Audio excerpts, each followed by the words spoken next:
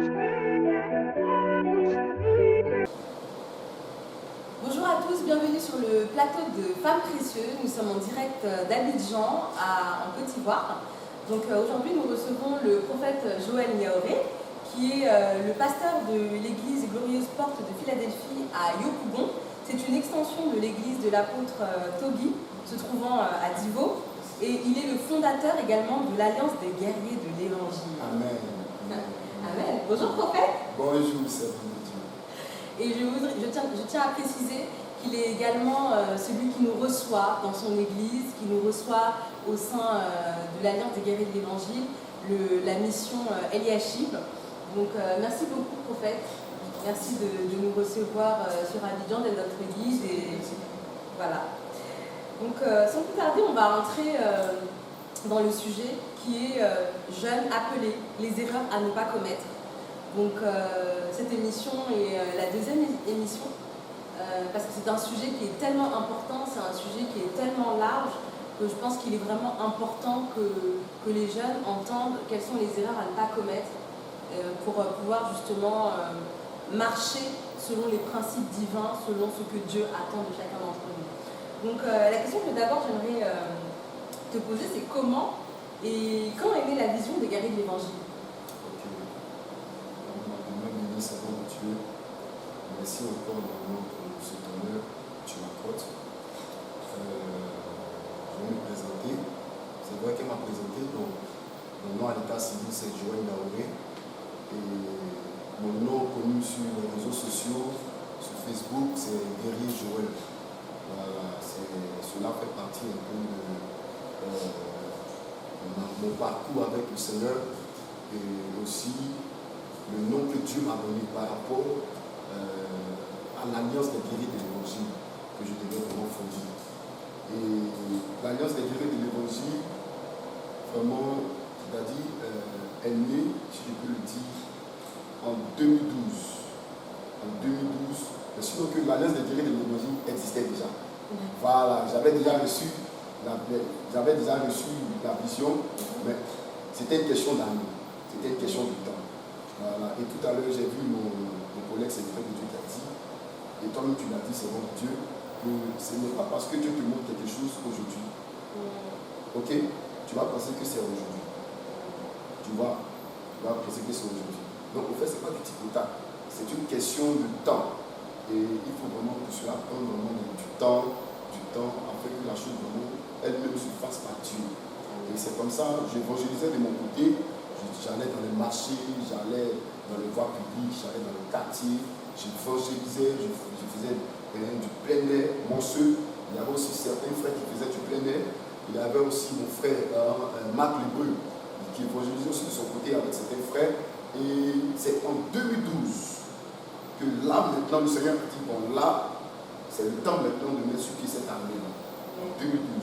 Et le mouvement a commencé à Port-Boué. Depuis Port-Boué, quand on a mis ça, on n'était pas beaucoup. On était 5. J'avais un ami pasteur, le pasteur Dégidas. Voilà, lui aussi c'est le pasteur de Port là-bas. Avec ses petits, on a commencé, on évangélisait dans les marchés, on prenait le tam-tam, on jouait le tam-tam avec la castagnette là, et on chantait, c'est zéro, ah c'est zéro, ah c'est zéro, ah c'est zéro, et on chantait, et vraiment, le mouvement avait commencé à prendre un peu et les gens commençaient vraiment à nous contacter. Les jeunes serviteurs de Dieu un peu partout, vraiment de différentes églises. Voilà, parce que les gens pensent que l'Alliance des guerriers de l'Évangile, c'est une église où c'est vraiment rattaché à l'église. Non, c'est un mouvement de jeunes serviteurs de Dieu, de jeunes servants de Dieu vraiment issus de différentes églises. Et j'aimerais rappeler que ces jeunes serviteurs de Dieu qui sont dans les églises, au fait, tu ne peux pas rentrer dans ce mouvement si tu n'as pas un père, si tu n'es pas rattaché à l'église, si tu n'es pas assis. Parce qu'on ne recrute pas des rebelles. Yes. Nous ne sommes pas un mouvement de rebelles. Donc, si tu quittes là, j'ai eu même plusieurs jeunes qui sont rentrés, mais après on a constaté que c'était des gens qui n'étaient pas rattachés à l'église. On leur a dit, rattachez-vous forcément à une église. Si tu ne peux pas, bon, s'il te plaît, tu peux libérer parce que nous n'est pas là pour recruter les rebelles. Voilà, on ne veut pas être en palabre avec le royaume de Dieu. On est là pour vraiment pour travailler toujours dans le même but. Voilà, le royaume de Dieu. Donc c'est ça. Donc le mouvement, l'Alliance des guerriers de l'Évangile est née en 2012.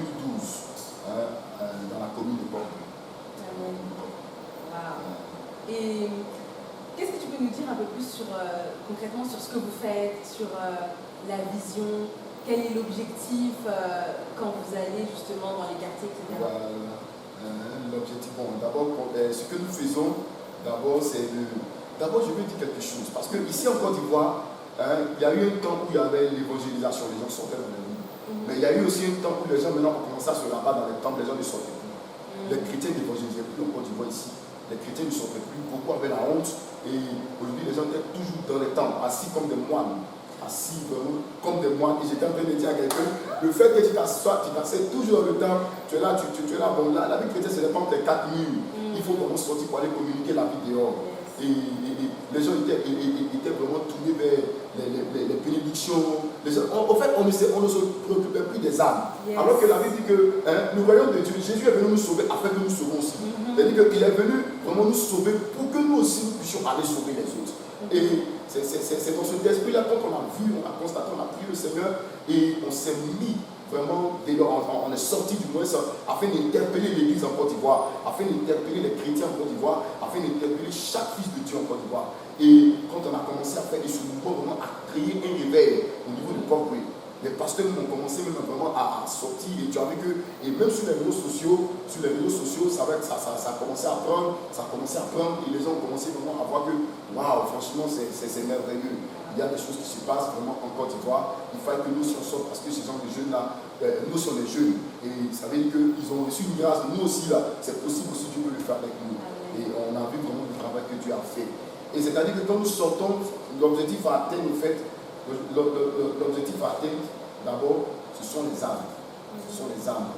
C'est faire connaître vraiment la bonne nouvelle aux âmes, aux personnes vraiment qui ont été abandonnées, aux personnes vraiment qui ont été rejetées par les hommes, aux personnes vraiment qui souffrent, aux drogués, aux prostituées. Nous ne partons pas vers les bien portants. Nous n'avons pas besoin des gens qui disent qu'il n'y a pas besoin de moi actuellement de descendre. Non. Nous partons vers ceux qui sont malades, vers toute personne vraiment qui sent le besoin, le désir de recevoir Jésus. Nous étions même dans les lieux de prostituées. Les gens ne vont pas dans les lieux de prostituées, ils ne savent pas que les prostituées souffrent. Nous avons eu l'expérience des prostituées où tu vas, franchement, toi-même, quand tu rentres, elle est en bikini, c'est vrai, c'est en bikini ou bien quoi, mais tu es là, mais toi, tu vas faire quoi, mais tu es là, c'est comme si tu te mets à une disposition d'esprit, au fait. Mais on était avec des soeurs, tout ça là, et c'est les soeurs qui savent comment parler à ces soeurs-là, vraiment, pour que au moins elle amène quelque chose pour qu'on puisse prier. Et c'est là que tu vois que vraiment les gens souffrent. C'est là que tu vois que vraiment, j'étais en train de dire à quelqu'un, si tu ne vas pas dans les lieux bizarres, tu ne peux pas voir comment les gens souffrent. Si tu es toujours dans ton confort, tu vas penser que non, toi, la vie s'arrête à ton niveau. Mais il faut aller. Mais c'est ce que Jésus a fait. Jésus même est descendu jusqu'à dans les profondeurs. Parce qu'il voulait sauver des gens comme nous, comme ça. Il voulait sauver des gens vraiment comme nous qui étions dans la boue, qui étaient vraiment attachés au diable, qui étaient vraiment liés par les ténèbres. Donc c'est un peu ça. Donc ce que nous faisons un peu de la louange, nous faisons un peu du plein air, du porte-à-porte, du corps à corps, nous faisons de tout. Voilà, de tout ce que nous faisons. Tout ça dans le but de gagner des âmes, d'arracher les âmes au maximum vraiment dans le royaume des ténèbres. Parce que vraiment le diable n'a pas ce droit-là vraiment de conduire plusieurs hommes et plusieurs femmes en enfer qui ont une grâce comme l'Est. Et lorsque les guerriers de l'évangile gagnent ces âmes-là, elles ont un numéro ou elles peuvent... Bien sûr, elles ont un numéro, elles reçoivent un numéro parce qu'il ne faut pas travailler pour travailler. Il ne faut pas travailler comme un bella, comme on le dit. Un bella, c'est quelqu'un qui travaille comme ça, vraiment sans canaliser les choses. Il travaille, il pense que c'est la force. La sagesse aussi est là. Et guérir de l'évangile, quand nous travaillons, vraiment, au départ, les gens ne faisaient pas. C'est après, j'ai dit non, c'est pas normal. Mais les âmes qu'on évangélise là, écoutez, c'est vrai, on m'a dit qu'on évangélise comme ça, mais écoutez, nous devons les donner un contact. Parce que quelqu'un veut te contacter, il a un problème. Une femme veut te contacter, elle a un problème. Quelqu'un veut quitter le péché, il ne sait pas comment faire. Quelqu'un vraiment veut abandonner le péché, il ne sait pas comment faire. Il a besoin de te contacter, donc laissons le contact. Donc nous laissons nos contacts et ces âmes-là vraiment sont encadrées, ils sont conduits, sont dirigés vers les églises. Des églises qui prêchent la parole, pas des églises polybanas, pas des églises vraiment qui sont là, une âme a besoin de la parole, tu veux lui dire tu vas voyager, tu vas prospérer. C'est vrai, la prospérité n'est pas mauvaise, mais il faut faire asseoir d'abord. Il faut faire asseoir la personne d'abord. Quand la personne est assise, c'est là maintenant tu peux lui dire oui, voici le Seigneur a un plan de bonheur pour toi, il a un plan de joie pour toi. C'est comme ça. Mais comment tu peux donner 100 000 francs à un enfant de 5 ans? Tu donnes 1000 euros à un enfant de 5 ans, à un petit enfant, il va te montrer que l'argent là, il va gaspiller ça. Ça veut dire qu'il n'a pas atteint une certaine maturité.